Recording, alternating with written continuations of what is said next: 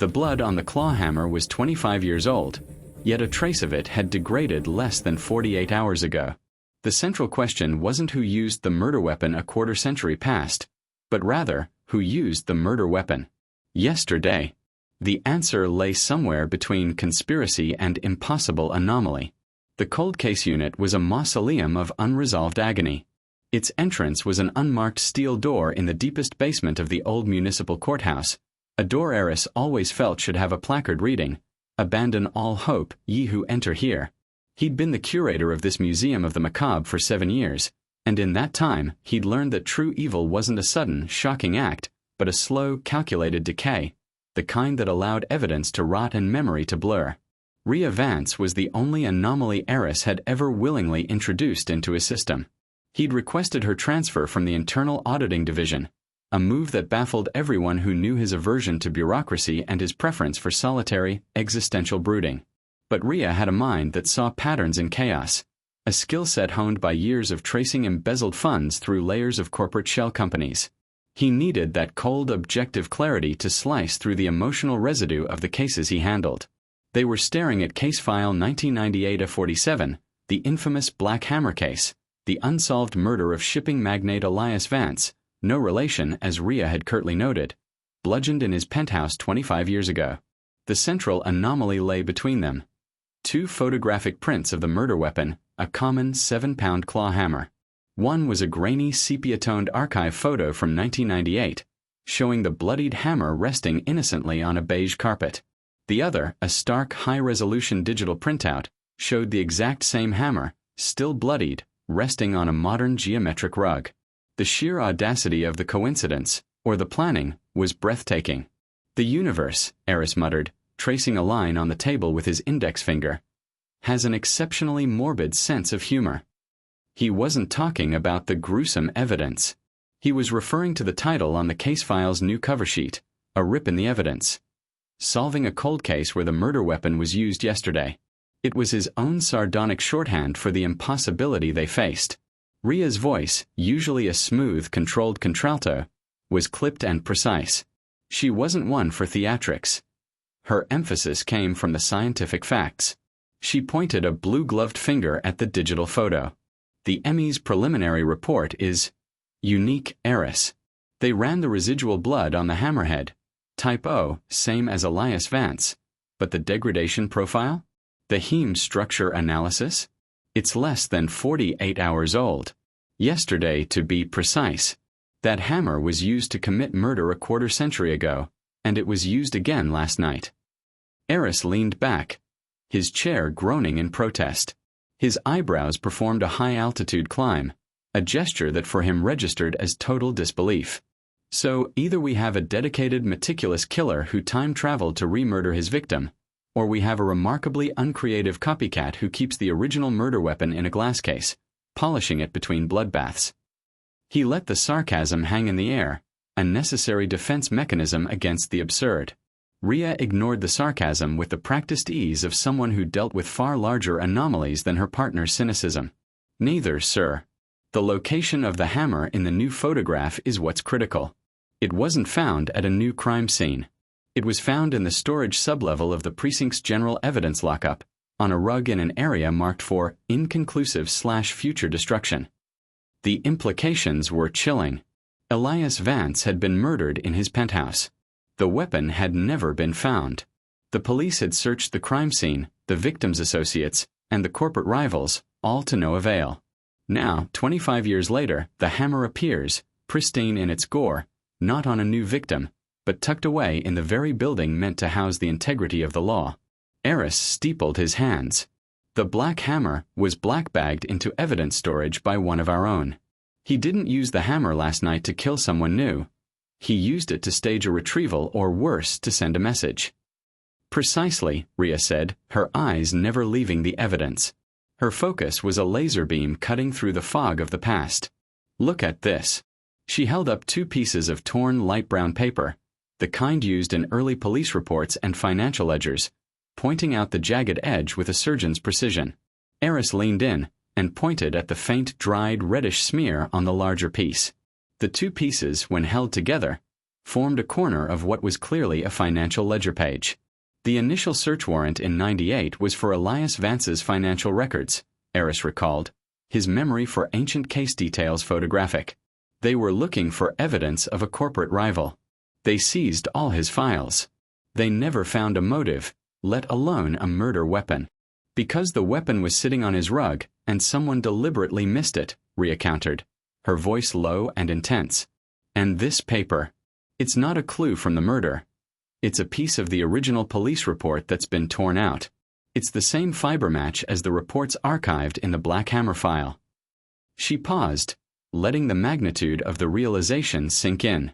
And look at the blood transfer. She gestured to the smear on the torn edge. It's a transfer print from a secondary object, likely a bloody glove or a contaminated desk. But the original archived report is intact. Aris's eyes narrowed. He felt the cold touch of a conspiracy extending its icy grip from a quarter-century past into the present. Someone in 1998 found this ledger page, perhaps confirming a motive, and tore out a corner to hide the data, possibly even staining it in the process. And then, yesterday, someone repeated the ritual. They retrieved a torn corner of paper and stained it with the old 25-year-old blood that had been preserved on the hammer. This was the sharp plot twist. The murder weapon being used twice was the misdirection. The real connective thread was the torn piece of evidence, suggesting a conspiracy within the original investigation, and a killer who is now circling back to the original cover-up, not to commit a new murder, but to protect an old secret. The hammer was just a tool in a very precise, very personal demolition job. Rhea accessed the precinct's deep database on the laptop perched precariously among the dusty boxes. The screen glowed an ominous red in the dim light, a stark contrast to the archival gloom. The image displayed was a complex, color-coded bar graph detailing the digital security access logs for the archives and the evidence lockup. This archive and the evidence sublevel, she explained, her voice gaining a steely edge, are sealed. Only 3 people have access codes. You, the chief, and the now-retired lead detective on the 1998 case, Detective Frank Miller. This archive and the evidence sublevel, she explained, her voice gaining a steely edge, are sealed. Only 3 people have access codes. You, the chief, and the now-retired lead detective on the 1998 case, Detective Frank Miller. He was also here in the archives at 2 a.m. this morning, Rhea said, pointing to a spike on the red graph that looked like an electrocardiogram of a heart attack. He used his old code. The log shows a 20-minute window of activity in the inconclusive section of the sublevel. She then pulled up a schematic of the sublevel. The modern geometric rug in the photo? It covers a utility access panel to the old building's infrastructure. The sequence of events snapped into a terrifying, coherent whole. He didn't just use the hammer yesterday. He used it to cover his tracks, and then he returned it to the scene of the original crime, the archives, because he was covering up something bigger than the murder itself, Aris murmured. The original Black Hammer had been a robbery gone wrong, a simple, brutal end to a powerful man. The true crime, the one Frank Miller was protecting, was the deliberate misdirection. Aris looked at the digital print of the hammer on the modern rug. The copycat murder wasn't a murder at all, was it? It was Miller staging a scene for a witness, or retrieving something he'd hidden under the rug. He's trying to send us a message, or perhaps, finish the job he started 25 years ago. He picked up the archival photo of the hammer. Frank must have hidden this weapon inside the archive all along, perhaps behind a box of inconclusive evidence. No wonder the original search was fruitless. The lead investigator was the evidence custodian. The revelation of Detective Frank Miller's involvement, confirmed by the access logs, was a seismic shift. The retired legend was the killer, or at least the conspirator, and he had accessed the archives under the cover of darkness. The who had been answered, but the why, the motive that drove a respected detective to murder, cover up the evidence, and return 25 years later to retrieve a piece of paper, remained shrouded in the missing corner of the ledger. The scent of salt air and expensive retirement evaporated, replaced by the acrid smell of betrayal. The game had just begun. Aris stared at the jagged edge of the torn paper. Miller, the professional, the meticulous investigator, hadn't just made the weapon disappear. He had left a piece of the cover-up in plain sight, hidden within the very system he was supposed to uphold. The stained corner wasn't just evidence of a political motive. It was a deliberate, almost arrogant taunt. The blood smear, Rhea said, echoing his thoughts, is the key to his current mindset. He didn't need to smear the paper. He did it to show us he was here, that he had the power, and that he could get away with it again. She zoomed in on the magnified image of the tier line. He's not covering up a single murder, Aris. He's protecting an entire ecosystem of corruption that is still alive and thriving. Aris stood, the sudden movement rattling the dusty boxes. Miller didn't retire to fish, Rhea. He retired to monitor. He's been waiting for the exact moment when this archive, this tomb of his secret, was threatened. And that threat must be imminent. Rhea turned the laptop around, displaying the complex schematic again. The councilman, sir. The one who spearheaded the current rezoning bid for this entire courthouse district. Elias Vance, the victim, had been battling him over a major waterfront development deal just before his murder. The councilman's name is George Sterling. Sterling. Aris repeated, the name tasting like ash. Sterling was an institution in the city, the untouchable political veteran, known for his polished charisma and his impenetrable network of donors. 25 years ago, Vance was a nuisance, and Sterling was a rising star. Now, Sterling owns the city, and the very foundation of this courthouse is being torn up for his next megaproject. If the archive is compromised by construction, then Frank Miller's secret, whatever he hid under that rug, is at risk, Rhea finished, her voice a low, fierce confirmation. Miller risked his retirement, his reputation, and his freedom to stage a burglary in the dead of night using a bloody murder weapon, all to retrieve a tiny blood-stained piece of paper. That paper is the fuse to a political bomb that could destroy Councilman Sterling and everyone he's bought. The focus shifted entirely. They weren't solving a cold case anymore. They were stopping a current-day political cleanup operation orchestrated by a retired cop who was using their archive as his personal safe deposit box. The question, who used the murder weapon yesterday, was answered. Frank Miller.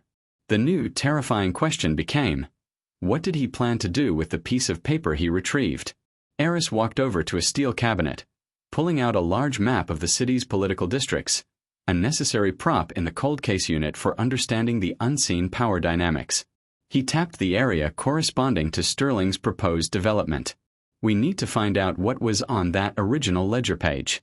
We need the full, unredacted 25-year-old truth before Miller uses his piece of the puzzle to leverage Sterling, or worse, to silence whoever is threatening him now. Rhea was already on the case, her fingers flying across the laptop keys. I'm initiating a deep scan of the old Black Hammer file. The physical file may have been tampered with, but the records department digitized everything in 2005. I'm looking for the microscan of the original financial ledger pages that were seized. If the original police report was copied with that corner intact, we might have an image of what Miller tore out. Aris watched her work, a flicker of respect mitigating his habitual pessimism. She was a different kind of investigator, one who chased data trails instead of physical ones, but her dedication was absolute. He picked up the heavy claw hammer photograph, the weight of the past pressing down on him. The sheer, audacious simplicity of the crime, a simple bludgeoning, contrasted violently with the layers of sophisticated political corruption that it had concealed for 25 years. Miller didn't use the hammer for a new murder, Rhea, Aris concluded, his voice low and gravelly. He used it to remind us that he's still running the show. The blood on the hammer was his signature, a gloved hand dipping the old tool in the old stain.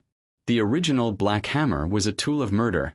The recent one was a tool of intimidation. He placed the photograph back down. The first chapter of their investigation had concluded with a stark, unsettling realization. The archives weren't a resting place for the dead. They were a holding cell for a very much alive, very dangerous criminal. The game was no longer confined to the past. It was a race against the present. They had a fugitive, a former colleague, who was cleaning house, and they had a powerful councilman who was about to feel the heat of a 25-year-old murder. Rhea's screen glowed brighter, a triumphant chime emanating from a laptop speakers. Aris. I have it. The original file scan is intact. I'm cross-referencing the fiber match against every financial ledger seized in 1998. The specific ledger page that matches the paper Miller tore out. It wasn't from Elias Vance's files.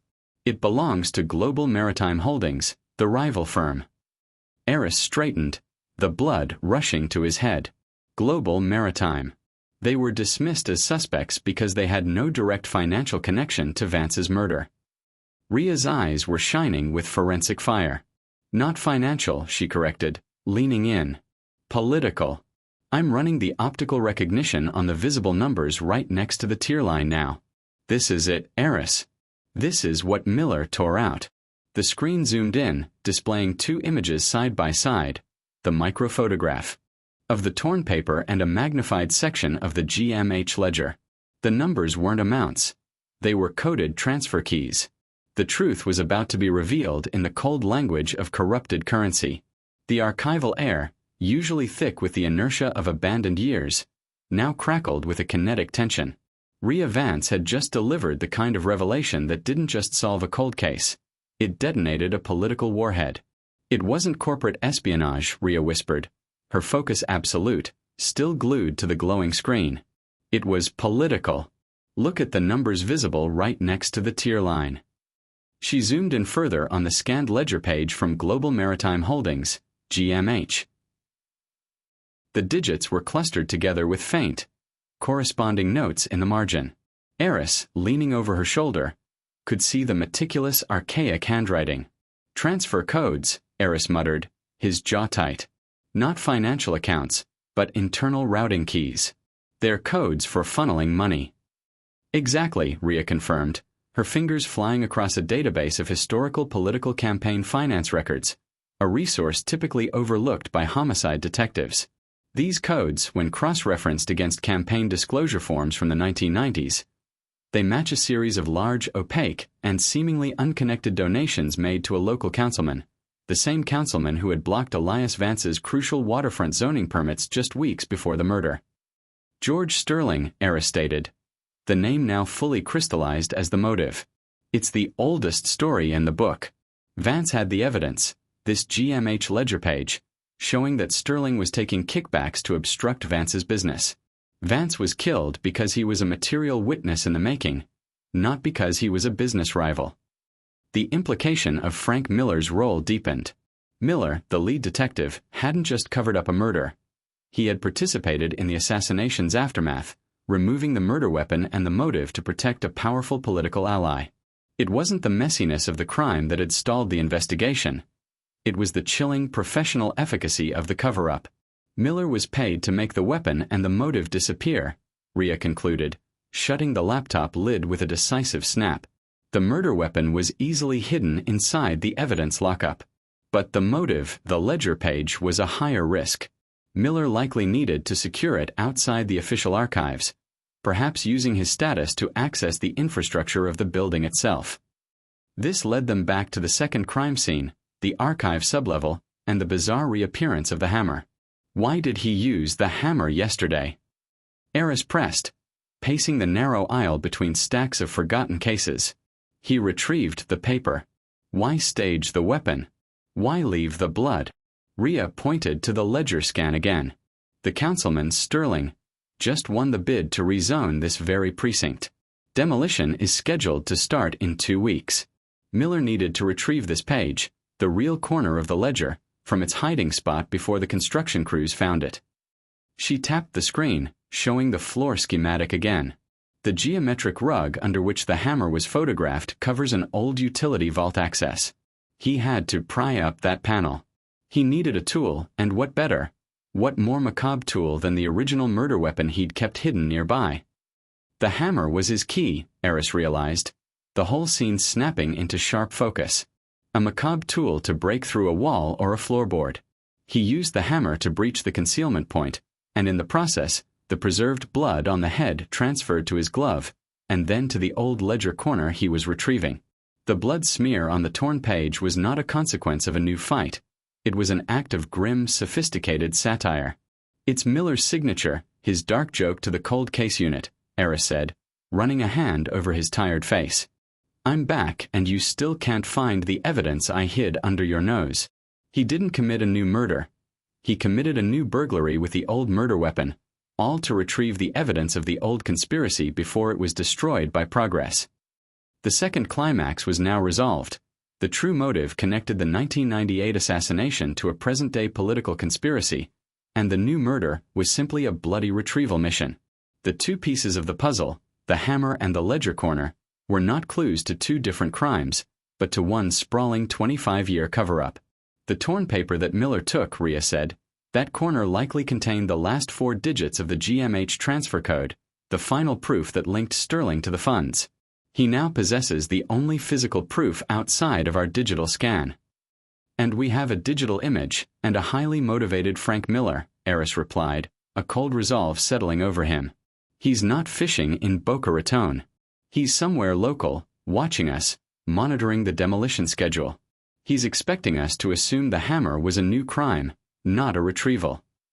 They had to assume Miller's next move would be to eliminate the retrieved evidence, and perhaps the witnesses, including themselves, who were now close to exposing him and his powerful patron. Aris pulled out his service weapon, a heavy, familiar weight in his hand, and laid it on the scarred mahogany table. This was no longer a cold case, but an active, dangerous pursuit. We need to find Miller. He won't be using a credit card. He'll be using cash, probably in some remote, easily accessible bolt hole near the city, maybe an old lockup or an abandoned property where he feels safe. Rhea, ever the forensic auditor, had already run the numbers. He sold the yacht 3 months ago, paid cash for a small, anonymous property in the state's rural interior, near the old shipping yards, Vance's original business territory. It's a 2-hour drive remote, and owned under a complicated land trust that only an experienced financial manipulator would set up. Frank Miller, the fisherman, Aris scoffed. He was setting up his final staging ground. Their immediate priority was to reach that property before Miller realized the archives had not only identified him but also recovered the full digital picture of the ledger page.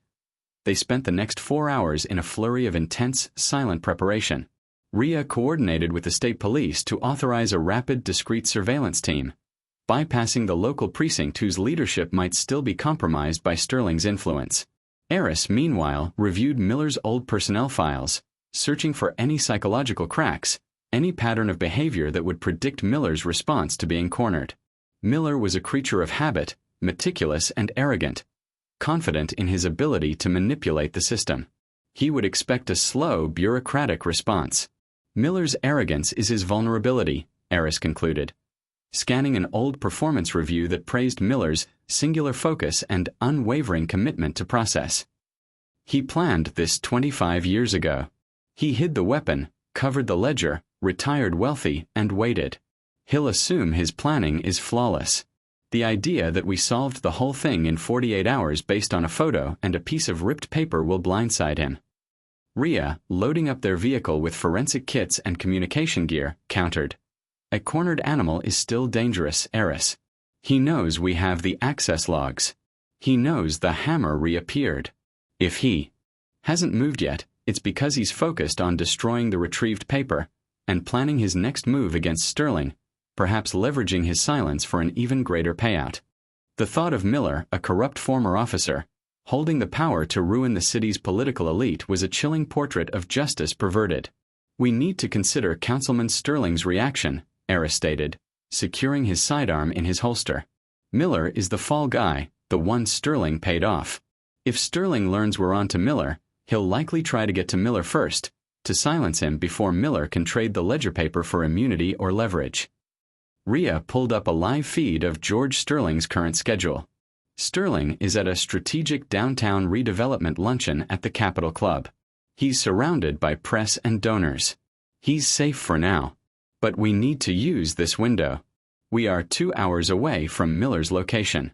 We go now, discreetly, and the state police will be right behind us. The transition from the dusty archive to the city streets was jarring. The outside world was bright, loud, and indifferent to the 25-year-old murder that was now threatening to implode its political structure. As they drove out, the city's skyline seemed to loom, a testament to the kind of power George Sterling wielded. During the long drive, Aris found himself reflecting on the corrosive nature of the secret. Frank Miller had carried this burden for half his life, a silent testament to his corruption hidden in the basement of the very building where he'd sworn an oath to justice. The murder weapon was a symbol of that moral corrosion, preserved not by accident, but by the cold calculations of a criminal with a badge. The hammer was covered in Type O blood, Aris mused aloud, staring at the passing fields. Vance's blood. When Miller was prying up that panel, he risked getting DNA evidence on the scene, despite his gloves. Rhea responded immediately, ever practical. That's why he staged the hammer in the photo. He knew the residual blood degradation would be analyzed. By leaving the hammer, he created a distraction. He made us focus on the impossible, a 25-year-old murder weapon used yesterday, instead of the pragmatic, a simple bloody retrieval of a piece of paper. The geometry of guilt was clear. Vance's murder was the point, Miller was the line connecting the crime to the cover-up, and Sterling was the plane of corruption encompassing the whole thing. As they approached the rural turnoff, the signal on Rhea's phone dropped to a single, unreliable bar. "We're going dark soon, Aris. The state police surveillance team is 10 minutes behind us. Once we enter the property, we're on our own until they arrive. Miller is trained, he's desperate, and he knows exactly how we operate." The road narrowed, winding through dense pine forest until they reached a dilapidated, high-walled gate bearing a rusted "No Trespassing" sign. Beyond it, hidden by overgrown trees, was a small, prefabricated cabin, anonymous and isolated. The perfect bolt hole for a man waiting for his life's work to either pay off or be destroyed. The original police report said Vance was bludgeoned in his penthouse, Aris observed, slowing the vehicle and turning off the lights a quarter-mile from the gate. A violent, personal act. Miller was never the field operative type. He was the cleanup crew. He either hired the muscle in '98, or he simply covered for them. But now, he's the one doing the dirty work. They left the car, moving stealthily through the dark woods. The silence of the remote property was profound, broken only by the crunch of pine needles under their feet and the distant, unseen call of a nocturnal bird. Rhea took the lead, her dark uniform blending seamlessly into the shadows, her movements fluid and practiced. Aris followed, his senses heightened, his heart pounding a steady, professional rhythm. As they reached the perimeter fence, Aris saw a flicker of light coming from one of the cabin's obscured windows. Miller was awake, and likely busy. "Stay low, Aris," Rhea whispered, her hand raised in a halt signal. "We need visual confirmation before the state police arrive. If he sees us, he'll destroy the paper immediately." They moved closer to the cabin wall. Aris could hear a faint scratching sound coming from inside, like metal dragging against wood, or perhaps the frantic sound of a man attempting to burn a vital piece of evidence. Rhea positioned herself near the window, her body pressed flat against the exterior. She eased her head forward, just enough for a narrow angle of sight into the cabin. She froze instantly, her entire posture radiating shock and sudden, profound danger. "Aris," she breathed, her voice barely a thread of sound. "He's not burning the paper. He's working on something. And he's not alone." Aris slid next to her, slowly pivoting his gaze to the window's edge. Inside the cabin, lit by a single harsh yellow desk lamp, Frank Miller was seated at a workbench. But his hands weren't clutching the torn ledger page. Instead, he was meticulously cleaning and sharpening the heavy 7-pound black hammer. The missing corner of the ledger was taped neatly to the wall above the bench, a macabre trophy. And seated across the room, watching Miller with a calm, predatory gaze, was Councilman George Sterling. He was not a prisoner, but a willing participant. Sterling was not the victim of Miller's blackmail. He was Miller's partner, and the two men were clearly preparing for something far more immediate and terrifying than a simple paper trail disposal. The retrieved ledger page wasn't leverage. It was their shared war map. The full weight of the 25-year conspiracy settled upon Aris. The cover-up had been a joint venture, and Miller was not acting alone. He was reporting for duty. The target of their preparation was unmistakable, given the presence of the freshly cleaned murder weapon and the political stakes involved. "This is no longer a retrieval," Aris whispered, his hand instinctively gripping his weapon. "This is a new hit. They know we're coming, or they're eliminating another threat. We need to move now." They had found the conspirators, but they were about to walk into a professional trap, with a politically untouchable councilman and a highly trained, desperate ex-detective holding the original murder weapon. The shadow of the Black Hammer had stretched far beyond the confines of the archive. The two men inside the cabin were looking at the ledger and then at a large, framed photograph on the desk, a photograph of a younger man in a police uniform, smiling. The silence of the woods was about to break. Aris and Rhea pressed themselves against the cold wood of the cabin. The scene inside, Frank Miller meticulously cleaning the Black Hammer while George Sterling watched, a horrifying confirmation of their darkest suspicions. The conspiracy was not a chain of command. It was a partnership of corruption, sealed in blood and political ambition. "They're not waiting for us, they're getting ready to move," Rhea hissed, her voice a tight whisper against the wood. "Sterling being here means they've escalated. They have a target and they have the weapon." Aris, his eyes locked on the framed photograph next to the ledger, noticed something unsettling about the young man in the uniform. "The picture, Rhea. Look at the rank patch. That's a sergeant, mid-20s. And look at his face. He looks familiar, almost like an earlier version of." Before Aris could finish the thought, Miller stood up, the light catching the polished steel of the hammerhead. He was dressed in dark, nondescript clothing, the uniform of a man who intended to disappear or enact violence. "We move now," Aris decided, ignoring the protocol of waiting for the state police surveillance team. The 10-minute wait could mean a new victim. "Rhea, you take the side window, create a loud distraction. I go in through the door. We're taking them alive. We need Sterling to confess and Miller to explain 25 years of murder." Rhea nodded. Her eyes narrowed with lethal focus. She reached into her utility belt, pulling out a flashbang device, the kind typically used for perimeter breaches. "On my mark." Aris moved silently toward the front door, an old, peeling wooden structure that looked barely secured by its rusty latch. He positioned himself, his service weapon raised, the cold metal familiar in his grip. The rhythmic thump of his heart seemed deafening in the stillness. A split second later, the world exploded. Rhea had thrown the flashbang against the back wall of the cabin. The resulting concussion was less explosive, more a deafening, blinding percussion designed to disorient. Inside the cabin, a guttural yell was immediately followed by the sound of something heavy crashing to the floor, presumably Frank Miller dropping the hammer. Aris kicked the door in, splintering the frame with a single brutal impact. The interior of the cabin was a chaotic tableau of smoke, dust, and confusion. Councilman George Sterling was scrambling under a large table, his expensive suit looking ridiculous and out of place in the grubby surroundings. Frank Miller, however, was already recovering. The years of police training, even corrupted, hadn't completely eroded. Miller was reaching for a small black semi-automatic pistol tucked into the waistband of his pants. "Police! Drop the weapon, Miller!" Aris roared, his voice cutting through the ringing silence left by the flashbang. Miller ignored the command, his eyes, dark and desperate, fixed on Aris. There was no recognition of a former colleague, only the cold, homicidal intent of a cornered conspirator.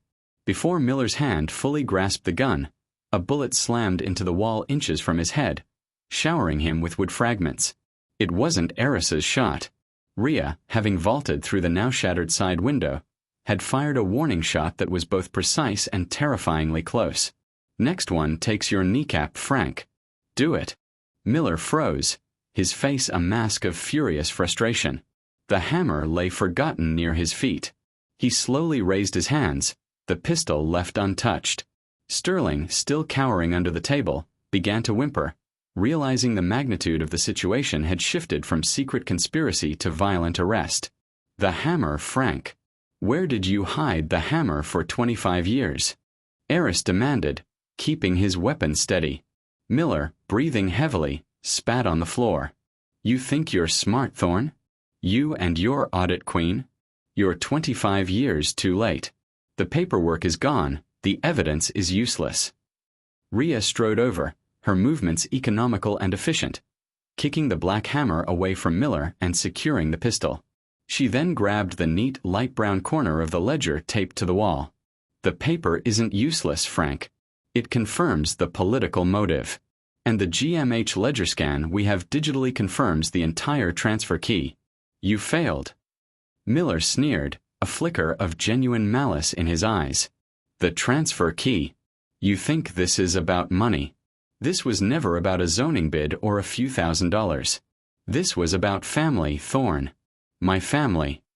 Aris stopped, the new word, family, striking a discordant note in the rigid geometry of the political cover-up. Explain yourself, Frank. The boy. Miller gestured with a jerk of his head toward the photograph on the desk. The one Elias Vance bludgeoned 25 years ago. That wasn't Vance in the penthouse. Vance was the killer, and the victim was the person he was trying to silence. Rhea stepped back, visibly shaken by the inversion of the central fact of the Black Hammer case. Aris felt a cold dread crawl up his spine. The victim was Elias Vance. The evidence was irrefutable. Or was it? Rhea flipped the small piece of torn ledger over. There, scrawled in faint, barely visible ink on the back, was a different name. Sterling J. J. Sterling, Aris repeated, staring at the cowering councilman.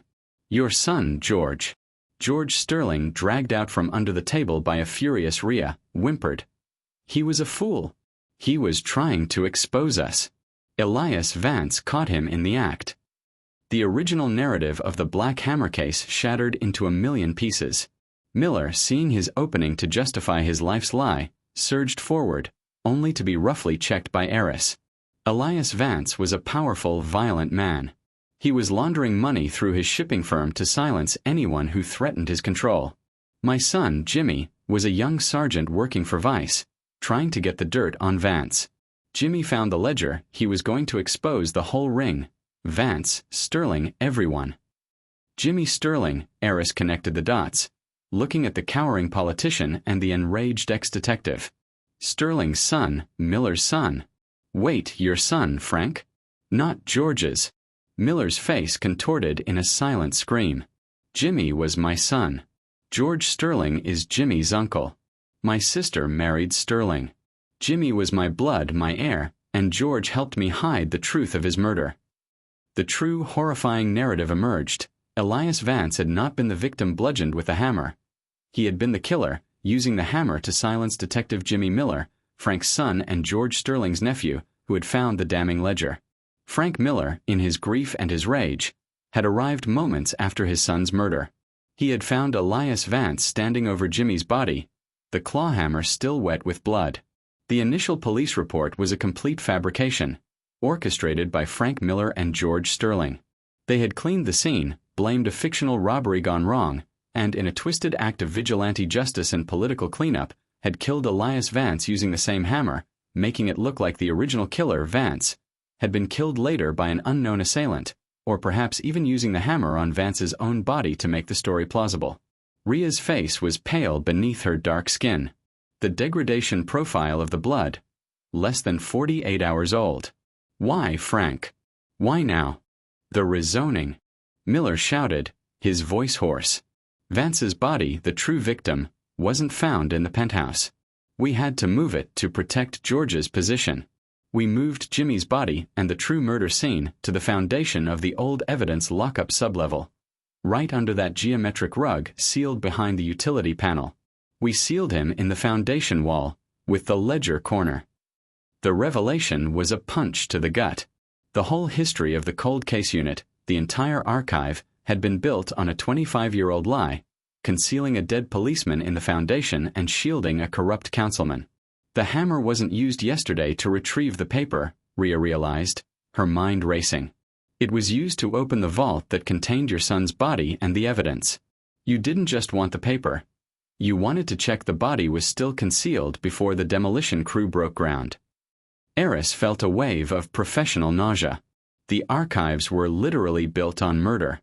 And Councilman Sterling? Aris demanded, kicking the table out of the way. Why is he here now? Sterling finally spoke, his voice slick and terrified. He was going to betray me. Frank called me here. He was demanding a final payout, a massive immunity deal, threatening to expose my role in the cover-up and reveal that my own son, Jimmy, was the victim, which would destroy my career. Miller rounded on Sterling, fury radiating off him. "I was going to give you one last chance to do the right thing, George. To give Jimmy an honorable burial. But you never cared about him, only your power." The two conspirators were turning on each other, the decades-long alliance dissolving in fear and desperation. Suddenly, a loud siren wailed in the distance. The state police were arriving. "This is your last chance, Frank," Aris said, lowering his weapon slightly, trying to appeal to the former detective's core of justice, however warped. "Give us the truth. Who helped you? Who was the muscle who cleaned the scene and helped hide the body?" Miller laughed, a dry, bitter sound. "The ghost. He's been protecting Sterling for 30 years. He was the one who really helped me move Jimmy's body.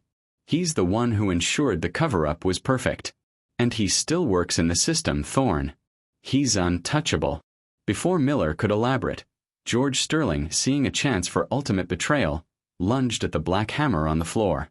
"If I go down, we all go down." Sterling shrieked, grabbing the heavy hammer. In the fraction of a second, Aris had to make a decision: shoot the councilman or stop him from weaponizing the evidence again. He chose the latter, lunging forward to tackle Sterling, sending both men crashing through the cabin's thin interior wall and into the adjoining room. Rhea, meanwhile, focused on securing Miller, ensuring the prime witness to the cover-up didn't escape or commit suicide. The struggle with Sterling was brief and brutal. Aris, heavier and years of operational stress giving him a desperate edge, wrestled the hammer away from the politician, pinning him against the broken wall. Sterling was hysterical, his political mask finally broken by the raw violence of the situation. The state police burst into the cabin, their rifles raised, finding Rhea standing over the compliant Frank Miller and Aris standing over the cuffed, defeated George Sterling. The immediate threat was neutralized, but the core mystery had mutated. The Black Hammer case was not about a simple murder and cover-up. It was about a dead police officer whose father, the lead investigator, had buried his son to protect a powerful political ally who was also his brother-in-law. Aris walked back into the main room, picking up the framed photograph of Jimmy Miller. He looked at the sergeant's face, then at the defeated, gray-haired Frank Miller. He felt no triumph, only a deep sadness for the young life that had been sacrificed and the father who had spent 25 years living a monumental lie. The final piece of the puzzle, the ghost, remained at large, a high-level conspirator who still operated within the system, protecting George Sterling, the man who had helped Frank Miller bury his son under the foundation of justice. The air in the interrogation room was sterile, a stark contrast to the dust and pine needles of the cabin. Detective Frank Miller sat across the table from Aris and Rhea, stripped of his expensive veneer, wearing the weary, defeated expression of a man whose 25-year burden had finally been lifted, yet replaced by a new, more immediate terror. George Sterling had been separated and was already being processed for his role in obstruction, conspiracy, and accessory to murder. But Miller was the key to the past, and more crucially, the key to the present danger: the ghost. "Jimmy deserved justice, Frank," Aris said, leaning forward, his voice low and devoid of judgment. He placed the photograph of Sergeant Jimmy Miller on the table, centering it between them. "You chose revenge and a cover-up instead. Now you have a chance to honor your son's memory. Tell us who the ghost is." Miller stared at the photo of his son, his eyes moistening for the first time. The man who had orchestrated a decades-long conspiracy was now simply a grieving, broken father. "You think I didn't try for justice? Vance was untouchable. His money bought the whole precinct. Sterling told me if I went public, I'd lose my job, my pension, and Vance would turn it around, paint Jimmy as the aggressor. Sterling offered a way to bury the truth and protect Jimmy's memory, while ensuring Vance would pay the ultimate price." "And the ghost helped you kill Vance?" Rhea interjected, her tone purely investigative. Miller shook his head slowly. "No. Vance was already dead when I got there. Jimmy was arguing with Vance in the penthouse. They fought over the ledger. Vance picked up the hammer. He was going to destroy Jimmy's evidence. Jimmy fought back, and Vance was distracted. That's when Sterling walked in. Sterling grabbed the hammer and finished Vance." Aris and Rhea exchanged a look of astonished confirmation. Sterling hadn't just covered up the murder. He had committed it, an act of self-preservation to protect his political future and an act of loyalty to his nephew Jimmy. So Councilman Sterling killed Elias Vance with the Black Hammer, Aris summarized, adjusting the timeline. Jimmy was already dead, killed by Vance. Sterling and you then moved Jimmy's body, hid the evidence, and fabricated the story of a robbery gone wrong at the penthouse. Miller nodded, a single, weary confirmation. The ghost showed up later that night. He was the only one I could trust to handle the internal logistics. The paperwork, the archival process, the physical concealment. He was high up, knew every loophole, every blind spot in the system. He provided the vehicle and the know-how to seal Jimmy's body in the Foundation vault beneath the archives. "What's his name?" Rhea demanded, pounding the table lightly. "We have the original killer and the accomplice. Who is the ghost?" Miller took a shaky breath, running a hand over his face. "He's the reason I'm sitting here and Sterling is talking to his lawyer. He's the one who made the cover-up flawless for 25 years. He was the one who controlled the access codes, the one who made sure the Black Hammer case remained cold, and the one who rose through the ranks because he was Sterling's shadow." A high-ranking official, currently active, Aris deduced. Someone who was junior enough 25 years ago to be working logistics, but who had the political ambition to ride Sterling's coattails to the top. Miller finally looked up, his eyes meeting Aris's. "He's the chief of police Vernon Holloway." The name hit them with the force of a physical blow. Chief Holloway, the embodiment of law enforcement in the city, the man whose office was directly above their subterranean archives, was the ghost. He had been protecting the secrets and the body, hidden beneath his very command center for over 2 decades.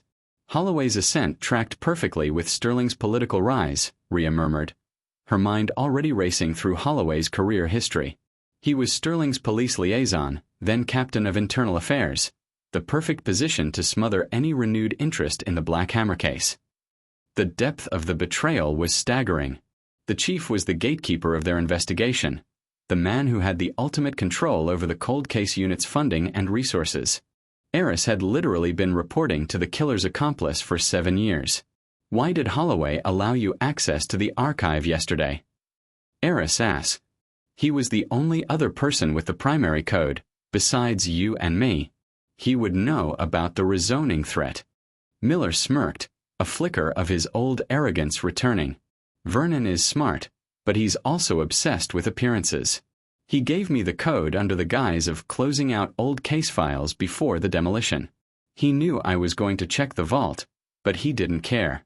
He assumed I'd retrieve the paper and destroy it, thus cleaning up both his and Sterling's mess for good.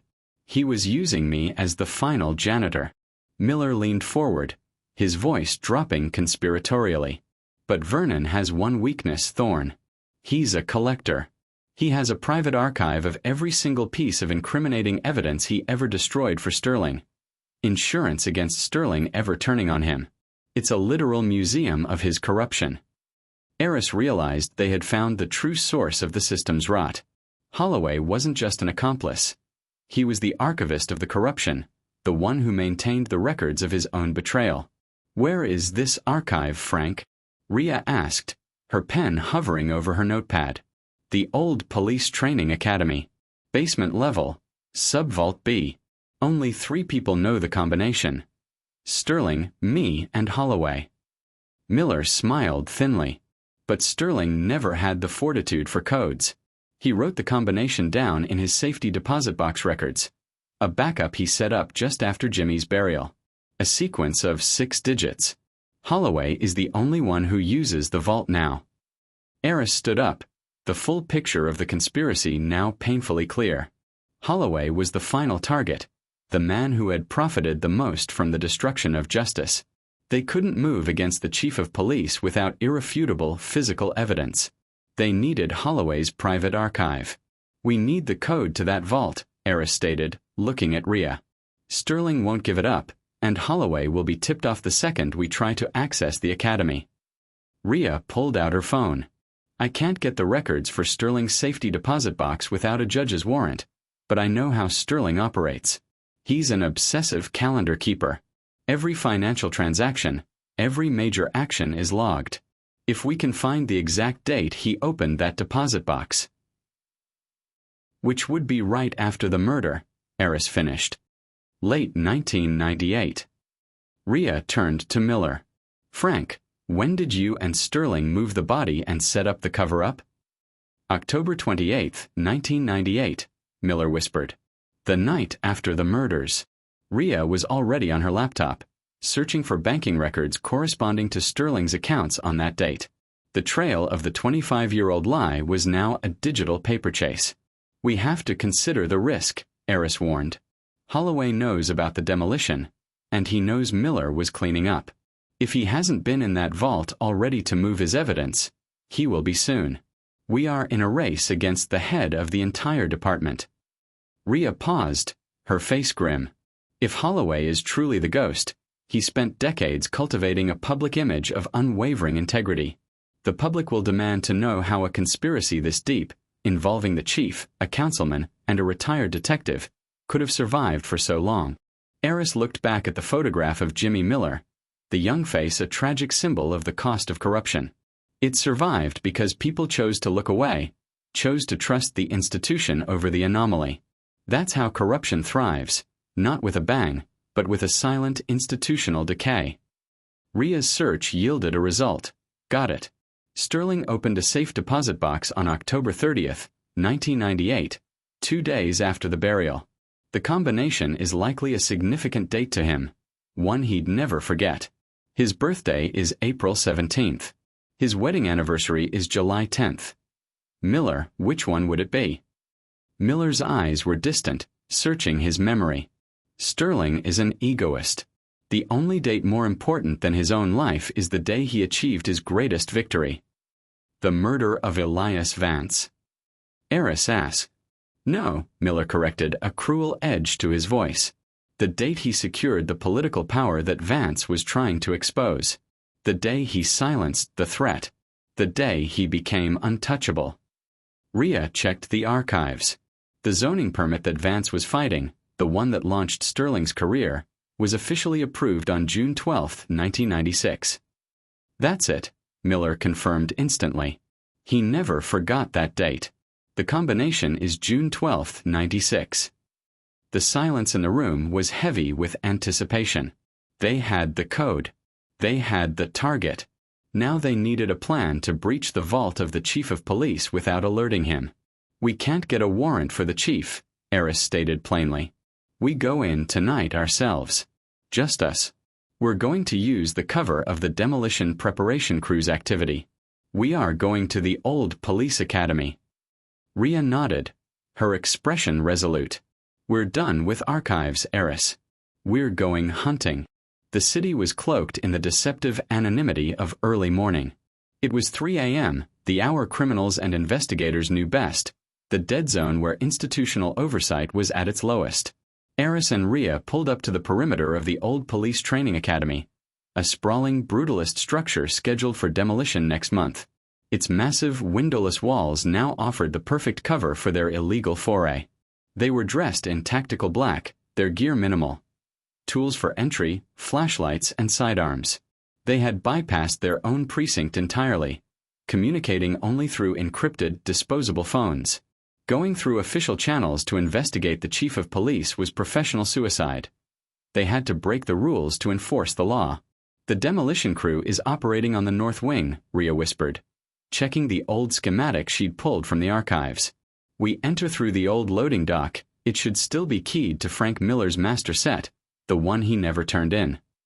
Miller was the key to this whole thing, Aris observed, securing a small crowbar in his belt. He was the anchor of the lie. Now he's the key to the truth. They scaled the short security fence and moved quickly across the cracked asphalt of the old training yard. The academy reeked of stale sweat and forgotten discipline.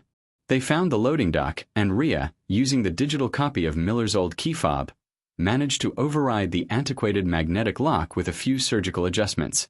The heavy steel door slid open with a metallic groan that seemed deafening in the silence. Inside, the academy was a maze of dark corridors and echoing halls. The floor plan was erratic, built up over decades of expansion. They made their way to the basement, descending 3 levels until they reached the subvault area, a section reserved for retired evidence and redundant storage. The perfect place for a private museum of corruption. Subvault B, Rhea pointed to a thick, reinforced door, even more formidable than the archive's entrance. This was not a temporary storage unit. It was a Cold War-era bunker, designed to withstand anything short of a direct hit. Aris ran his gloved hand over the steel. If Holloway is as meticulous as Miller says, this vault will be sealed airtight. He's not just hiding evidence. He's hiding his life insurance policy. The door was secured by a heavy mechanical dial lock. Rhea knelt, pulling out a small specialized listening device. She was the one with the delicate touch, the one who understood the silent language of gears and tumblers. The code, June 12, 96. Aris reminded her. June 12, 1996. The day George Sterling secured his power, the date that was more important to him than his own family. A 6-digit sequence of pure political victory. Rhea's focus was absolute. She began turning the dial, her ear pressed to the steel. The only sounds were the faint click of the mechanism and the sound of her steady breathing. Time stretched, taut and agonizing. The demolition sounds from the north wing, far above, seemed to mock their meticulous silence. After several tense minutes, Rhea whispered, "First pair.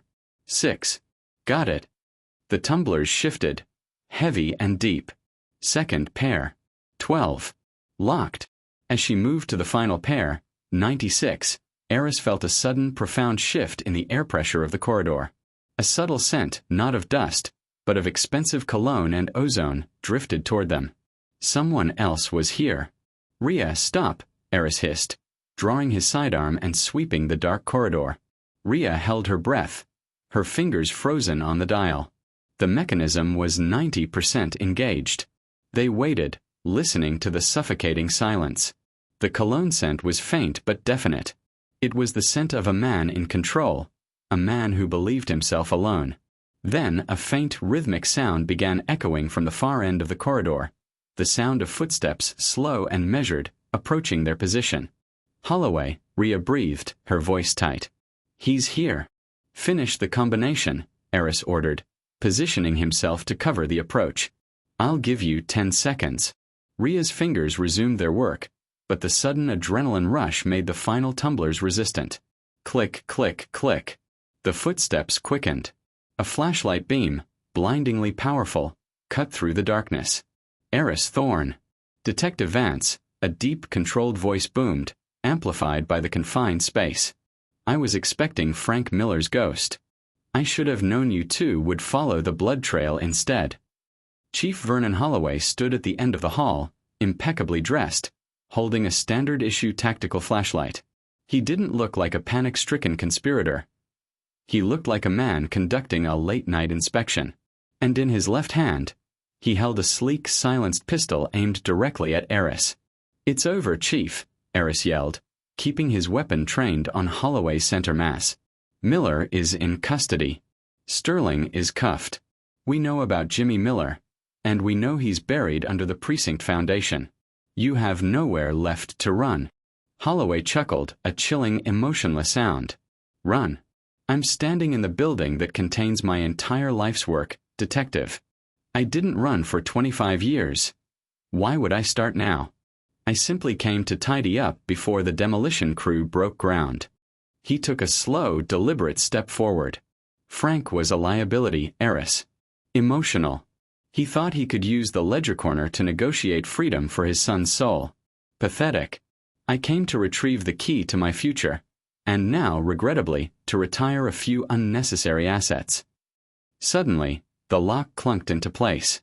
"Done," Rhea whispered, pulling a quick-release handle. The heavy vault door swung inward a few inches, releasing a gust of cold, stale air and the smell of old paper. Holloway's eyes flickered to the door. That fraction of a second was all Aris needed.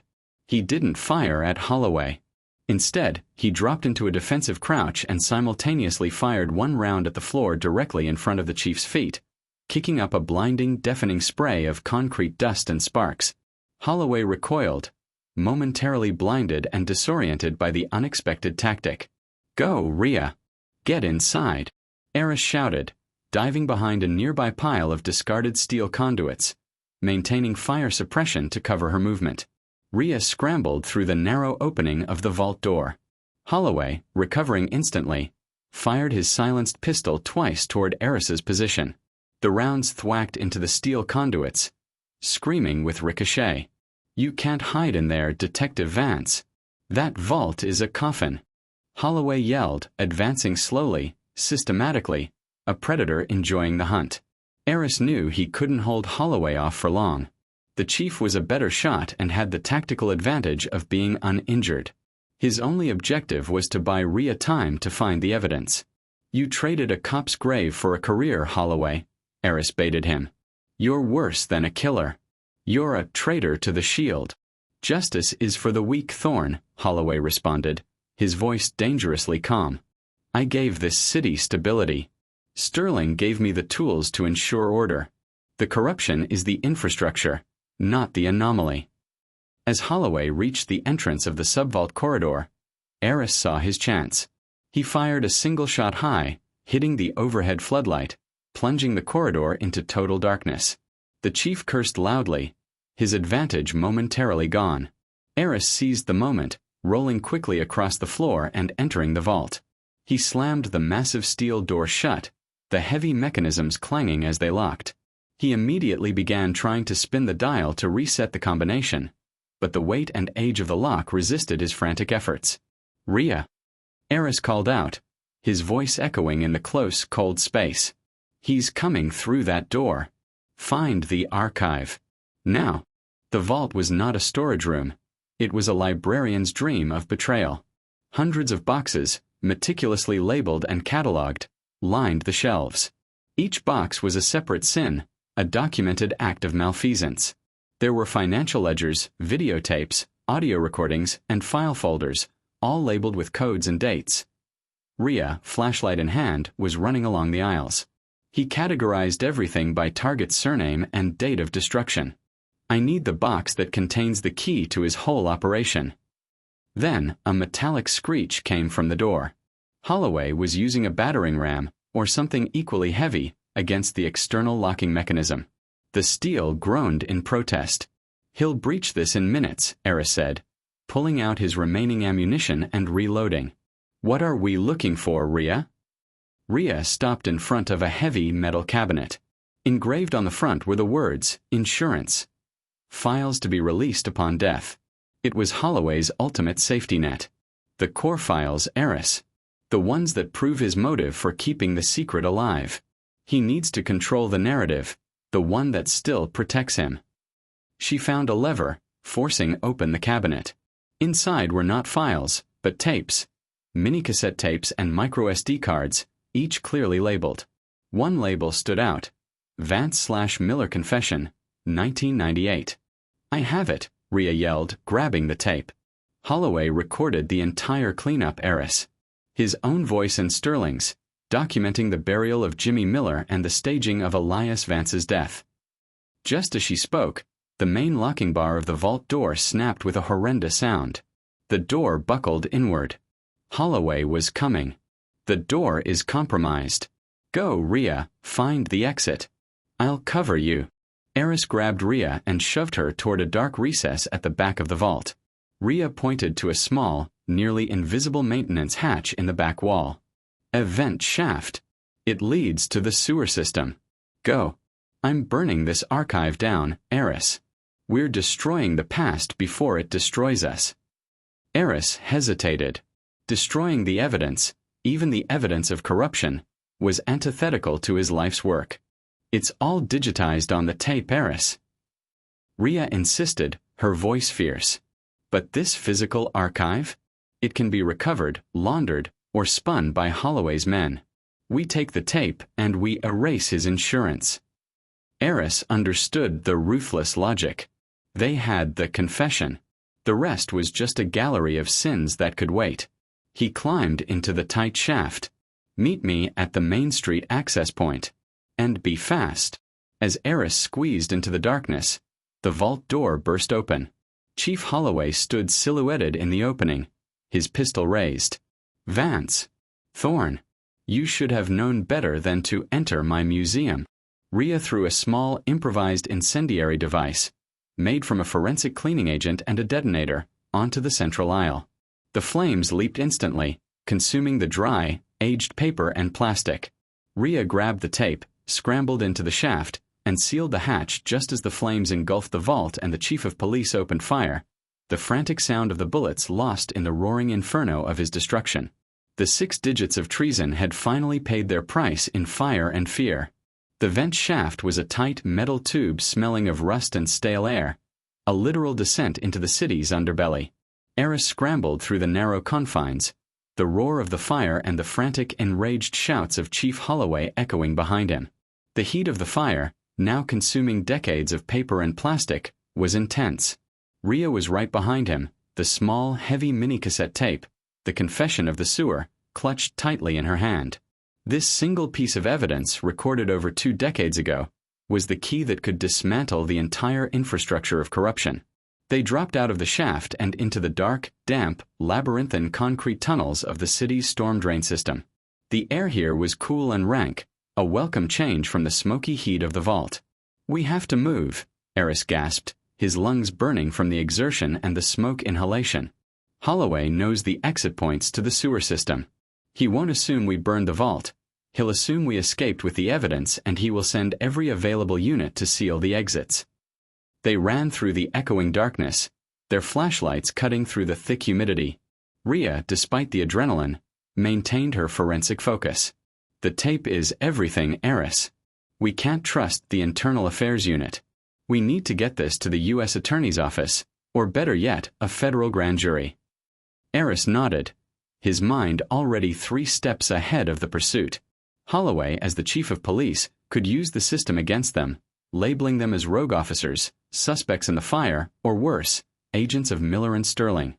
They were now fugitives with the single piece of evidence that could save their careers and expose the truth. They reached the access point Rhea had pinpointed on the old academy schematic, a heavy manhole cover in a dark, quiet alley 3 blocks from the academy perimeter. They pushed the cover open just as the distant, mournful wail of multiple fire engines and police sirens converged on the old academy. Holloway had officially declared an emergency. "He's mobilizing the department," Aris said, scrambling out of the sewer and pulling Rhea up after him. They secured the manhole cover, wiping the grime from their hands. "He won't use the fire department to put out the fire. He'll use them to cordon off the scene and control the narrative. The story will be arson by rogue elements attempting to destroy evidence in a 25-year-old cold case." They hailed a dilapidated taxi a few blocks away, the driver barely glancing at their black, soot-stained clothes. Inside the relative safety of the moving vehicle, Rhea finally allowed herself a moment to examine the tape. "It's a high-density microcassette," she explained. A format Holloway must have used to ensure it couldn't be easily copied or played back on standard equipment. He was paranoid. "He was smart," Aris corrected. "He built a perfect lie. We need a perfect counter-narrative." They couldn't go back to the precinct. They couldn't go home. They drove to a small, nondescript office complex downtown where Aris maintained a single, cash-paid storage unit, a purely analog, secure location reserved for the most sensitive information that couldn't be trusted to digital systems. Once inside the sterile unit, Aris pulled out a heavy-duty, archival-grade tape player and recording deck, a piece of equipment so old it was practically invisible to modern surveillance. Rhea carefully inserted the microcassette. The air in the small room was electric with anticipation. The tape hissed for a moment, then the voices of Frank Miller, a younger George Sterling, and the calm, authoritative voice of Chief Vernon Holloway filled the small space. Holloway, calm, professional. The placement is precise. Frank. The body will be sealed under 3 meters of foundation, and the old utility panel will ensure access is limited to the 3 of us. The evidence, the ledger corner, is safe. The official report will read robbery gone wrong, Elias Vance deceased. The boy, Sergeant Miller's actions will be listed as inconclusive to the case.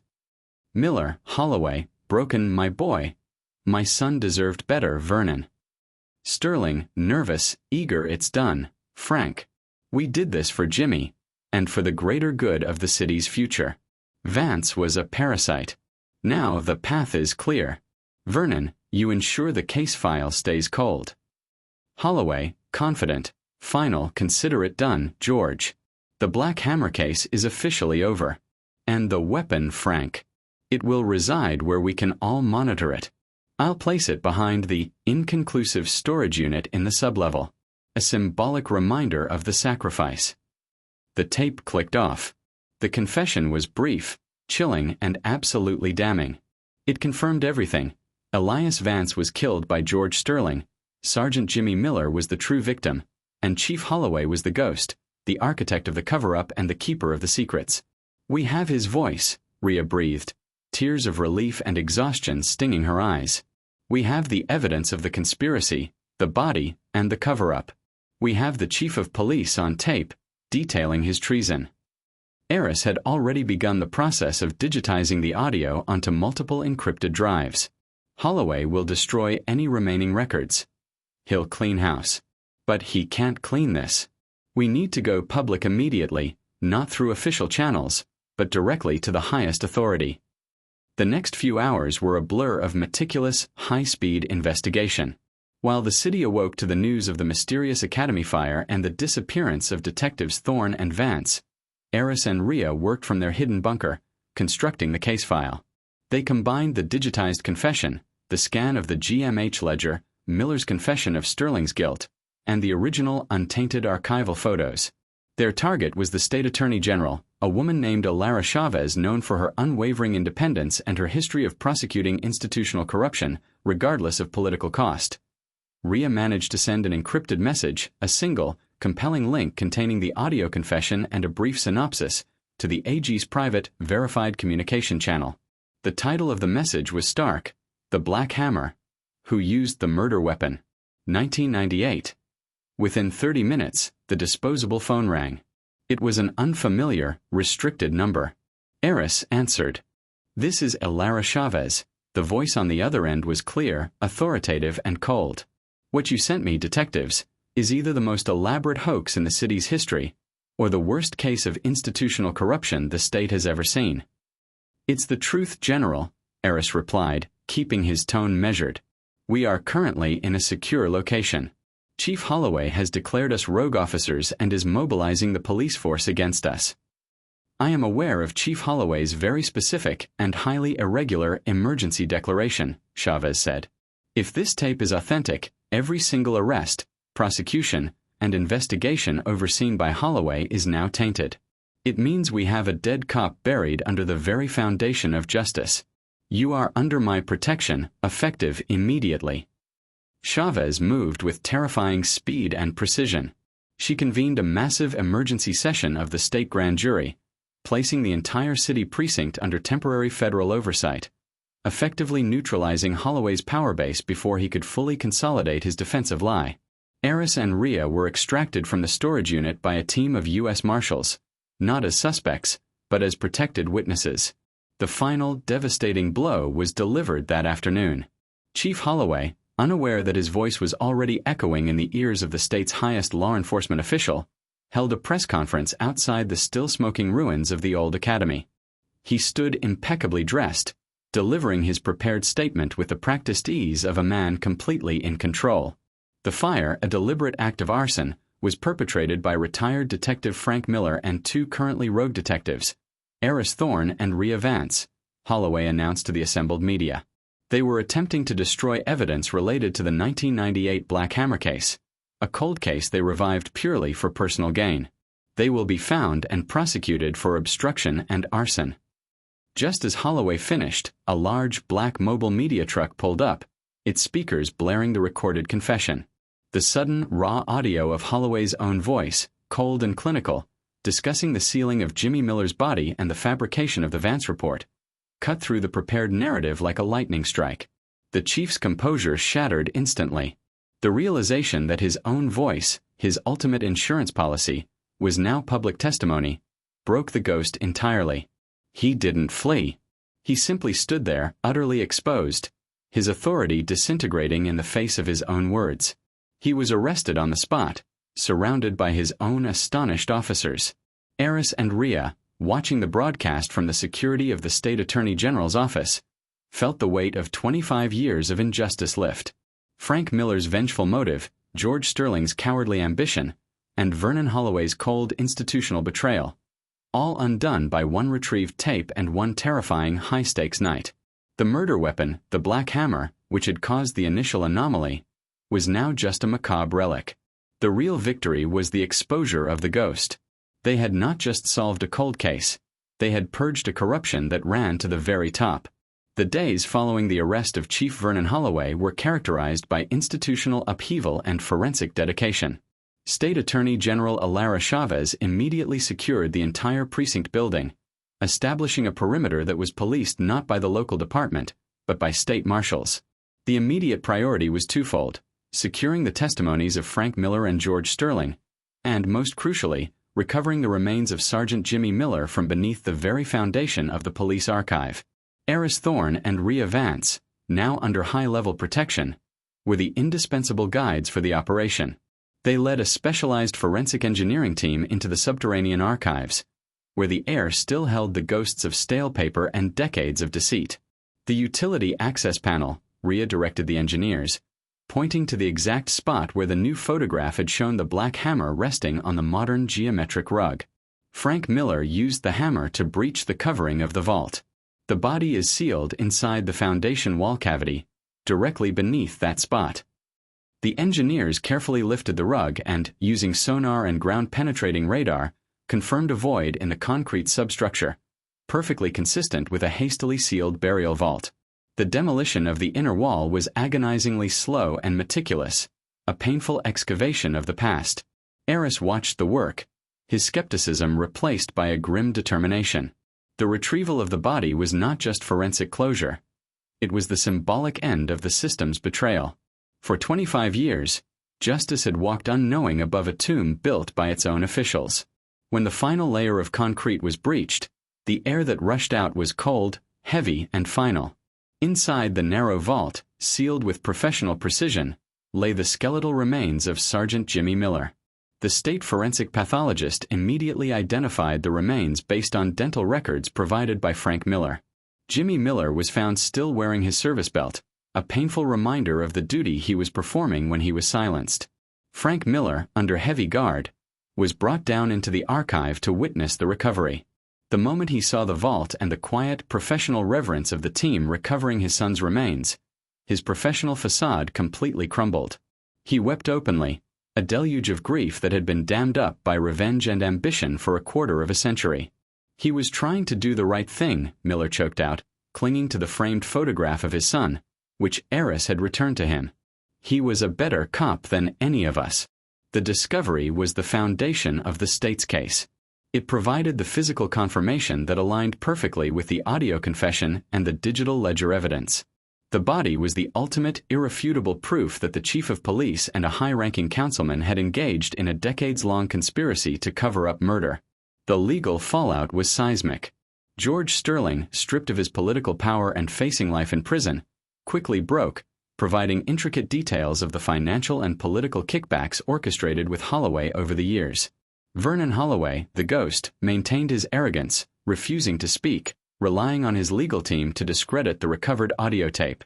But the recovery of Jimmy Miller's remains, and the sheer volume of corroborating evidence unearthed from the destroyed vault, which the fire had only partially damaged, leaving numerous metal containers and files intact, made Holloway's defense impossible. Rhea, working with the state AG's office, spent days sifting through the recovered physical archives, establishing a clear pattern of targeted destruction of evidence and the systematic elevation of Sterling's political machine.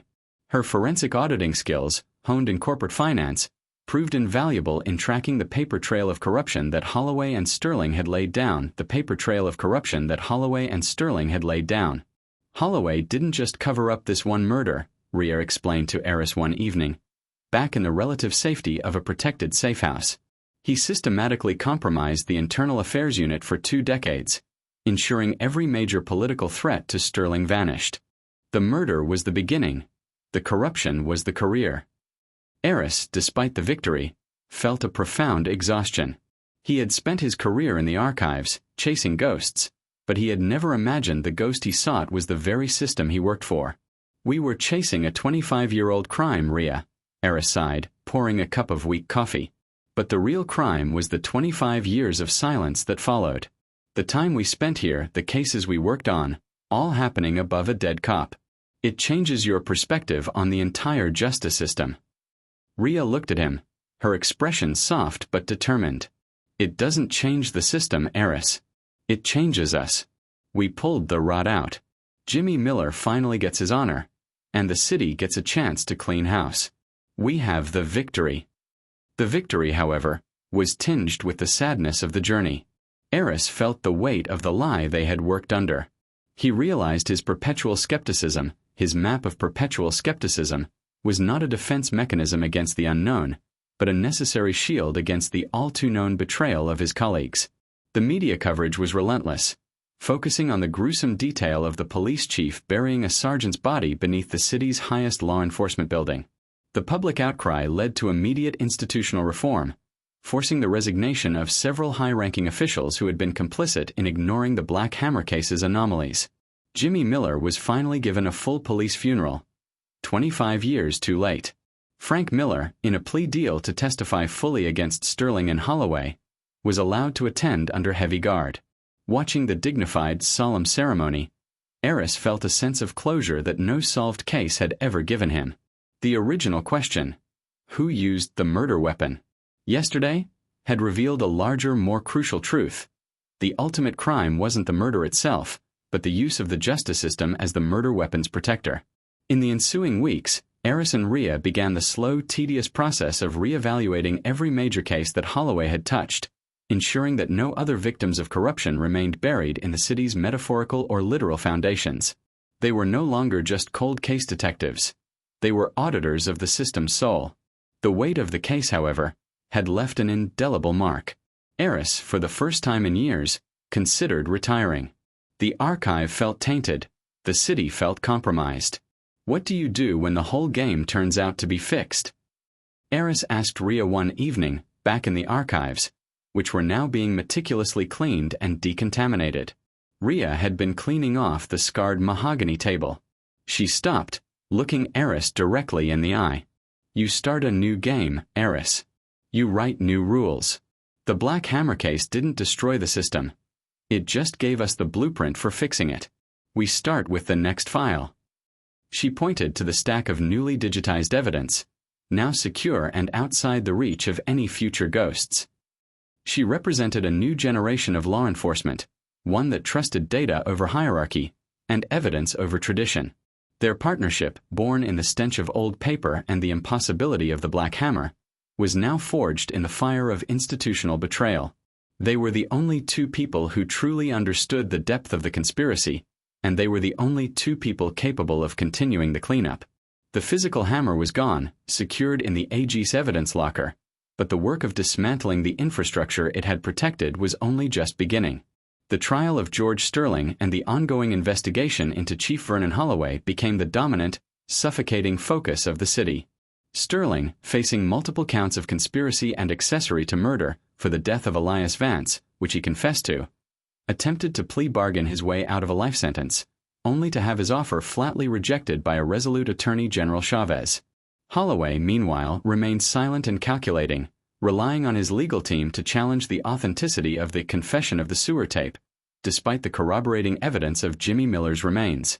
Aris Thorne and Rhea Vance were the central witnesses, their testimonies weaving a seamless narrative that spanned 25 years, connecting a single claw hammer to the highest echelons of political and institutional betrayal. They were hailed as heroes by the media, but within the walls of the cold case unit, they remained the pragmatic, cynical experts, focused only on the necessary cleanup. One afternoon, Aris received a court order granting him access to interview Frank Miller one last time before his sentencing. Miller's plea deal had secured him a reduced sentence in exchange for his full cooperation, a small measure of leniency granted due to his primary motive, protecting his son's honor and taking revenge on his son's killer. Aris found Miller in a stark, isolated holding cell. The former detective looked smaller, older, the rage and arrogance replaced by a quiet, profound exhaustion. "They're giving me 10 years, Aris," Miller said, his voice flat. 10 years for what I did. 25 years of freedom for a life built on a lie. It's too little, too late. The truth is never late, Frank. Aris countered, leaning against the cell door. "It just waits for the system to break. You helped break it. You paid for your son's justice with your own freedom." Miller ran a hand over his face. "Jimmy was worth it. But I should have done it the right way, through the courts. I was too arrogant to believe the system I served could be corrupted, and then too arrogant to believe it could be salvaged. I became what I hated." Aris brought up the one lingering anomaly that still nagged him. The claw hammer, Frank. Why did you keep it in the archive all those years, behind the inconclusive storage? Why not simply destroy it? Miller looked up, a faint, almost sad smile touching his lips. "It was leverage, Aris. Not just against Sterling, but against myself. I knew that hammer, that symbol of the original sin, had to remain accessible. If I destroyed it, I could have pretended the murder never happened. By keeping it, I forced myself to live with the knowledge of what I'd done, and the knowledge that Jimmy was right there, beneath my feet. It was my own private purgatory, tucked away in the very place meant to solve the crime." The realization was a gut punch. The weapon was not just evidence. It was a psychological anchor, a reminder of the sacrifice Miller had made and the lie he was living. Miller's crime was an act of terrible, misguided love, fueled by the conviction that the system was already broken beyond repair.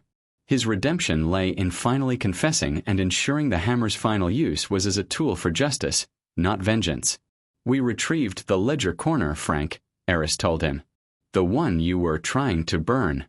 It's part of the prosecution's evidence now. You didn't just expose Sterling. You exposed the entire system of kickbacks he built." "Good," Miller said, closing his eyes. "That's the only victory that matters. Tell Detective Vance. Tell her that her skepticism saved you both. She saw the evidence, not the narrative." Aris left Miller's cell, walking out of the jail and into the clean, crisp evening air. Miller's arc was complete, a corrupt cop who found redemption through final, painful honesty. He had ensured his son's rest and exposed the ghost, but at the cost of his own liberty. Back in the precinct, the cold case unit was undergoing a complete overhaul. The subterranean archive, now free of Jimmy Miller's remains, was being cleaned, modernized, and structurally inspected. The symbolic shift was profound. The foundation was no longer built on murder, but on truth. Rhea was given the responsibility of leading the redigitization of all compromised files, a project that would take years. Aris, recognized for his integrity and tenacity, was offered the command of the newly revitalized cold case unit. "They want you to be the face of the cleanup, Aris," Rhea said, leaning against his newly assigned clean desk. "The uncorruptible investigator who saw through the lies." "I don't trust faces, Rhea," Aris grumbled, but there was a lightness in his voice that hadn't been there before. "I trust data. And I trust partners who check the access logs." They discussed their future. The city was a mess, rife with minor corruption that Holloway and Sterling had allowed to flourish. The cold case unit would no longer focus exclusively on old homicides, but on the cold, systemic cases, the ones where the crime was the decay of the institution itself. The chief's archive, even after the fire, yielded hundreds of partially intact files, Rhea explained, tapping a stylus on a tablet displaying a complex data matrix. "They're a roadmap of all the crimes that Holloway dismissed as inconclusive. We have years of work ahead, Aris." "Good," he replied, taking off his perpetually creased jacket and hanging it on a new hook. He looked around the newly brightened room, the dust of the past finally being swept away. "I prefer the smell of clean files to forgotten justice." Their new mission was clear: to dismantle the ghost's legacy one case at a time, ensuring that no future corruption could use the justice system as a shield. The story of the Black Hammer had redefined them, shifting them from simply solving history's puzzles to actively defending the present.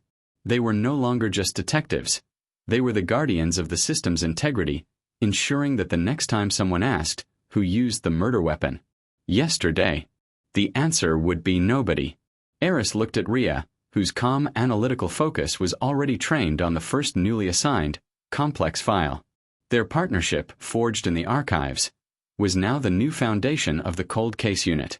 The victory over Holloway and Sterling was complete, but their true work, the work of redemption and systemic cleansing, was only just beginning.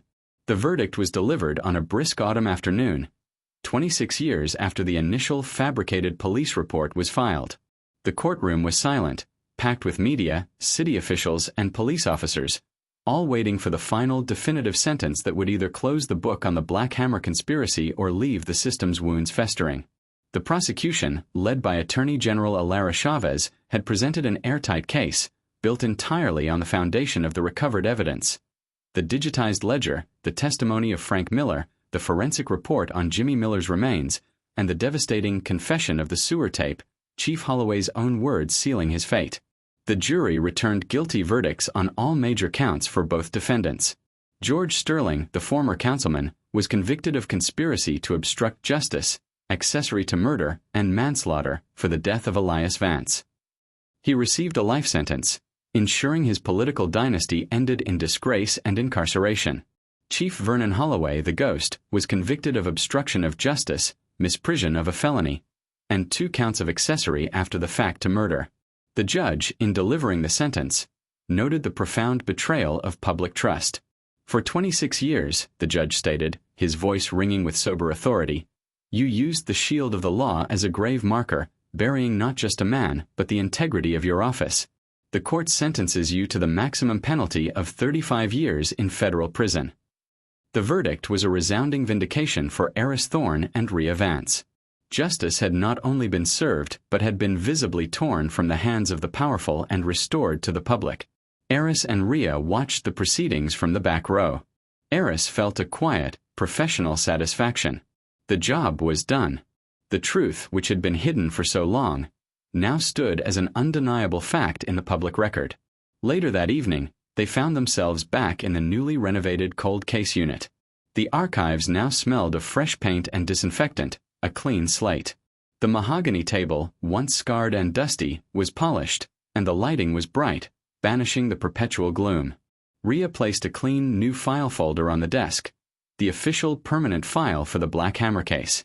Inside were the final judgment documents, Frank Miller's corrected statement, and the complete forensic report on Sergeant Jimmy Miller.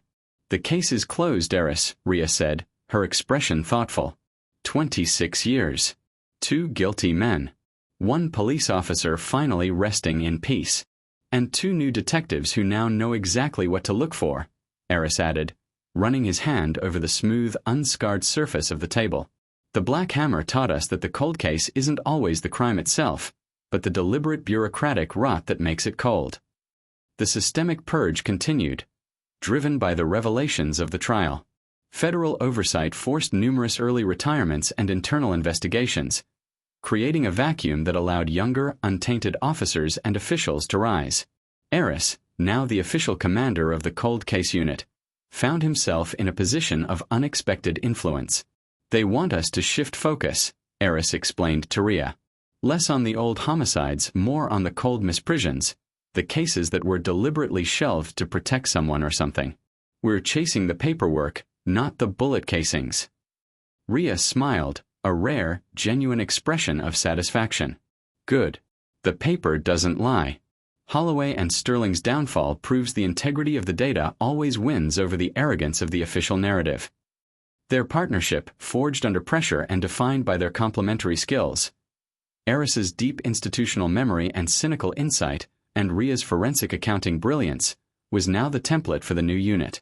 They understood that the most dangerous criminals were often those with the easiest access to the file cabinets.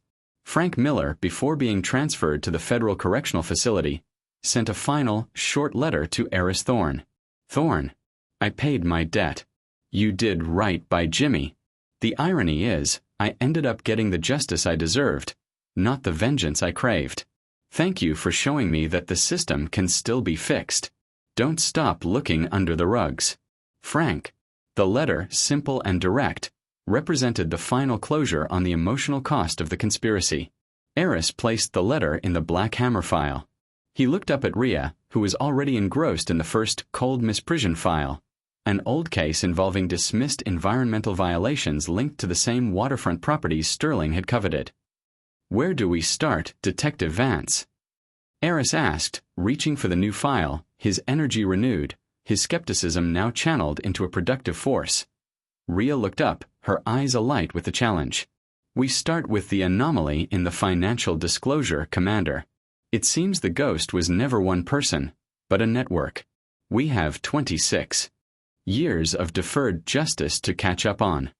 The hammer had been used yesterday and 26 years ago to cover up a murder and protect a conspiracy. But its final legacy was the destruction of that conspiracy and the redemption of the cold case unit.